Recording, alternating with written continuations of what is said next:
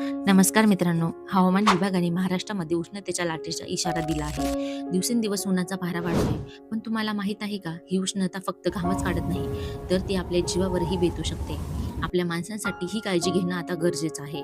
अशा रखरखत्या उन्हात काय काळजी घेतली पाहिजे ते आता आपण पाहूया. मित्रांनो, तहान लागायची वाट पाहू नका. तुम्ही स्वतः व आपल्या घरातल्या लहान मुलांना आणि थोरा मोठ्यांना वेळोवेळी थोडे थोडे पाणी पिण्याची आठवण करून द्या. तुमची ही एक आठवण तुमचं आणि कोणाचं तरी डिहायड्रेशन वाचू शकते. मित्रांनो, दुपारी 12 ते 4 या वेळेत ऊन अग्नीसारखं असतं. खूपच तातडीचं काम असल्याशिवाय या काळात घराबाहेर पडू नका. बाहेर पडण्यासाठी अंग झाकेल असे कपडे, डोक्यावर रुमाल किंवा टोपी आणि डोळ्यावर शक्य असल्यास काळा गॉगल घालायला विसरू नका.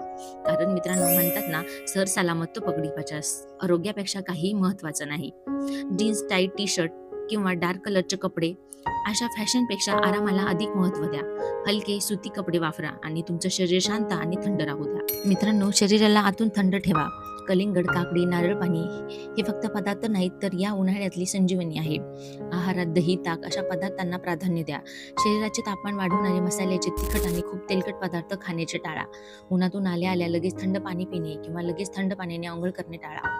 मित्रांनो, तुमच्या आजूबाजूला कोणाला चक्कर येणं किंवा डोके दुखणं ही साधी लक्षणे जाणवत असेल तर दुर्लक्ष करू नका. हा हीट स्ट्रोक असू शकतो. त्यामुळे वेळी सावध व्हा आणि डॉक्टरांना भेट द्या. मित्रांनो, पैसा पुन्हा कमवता येईल, पण माणूस नाही. स्वतःची आणि आपल्या कुटुंबाची काळजी घ्या. हा व्हिडिओ फक्त शेअर करू नका, तर आपल्या खास माणसांना पाठवून त्यांना काळजी घ्यायला सांगा.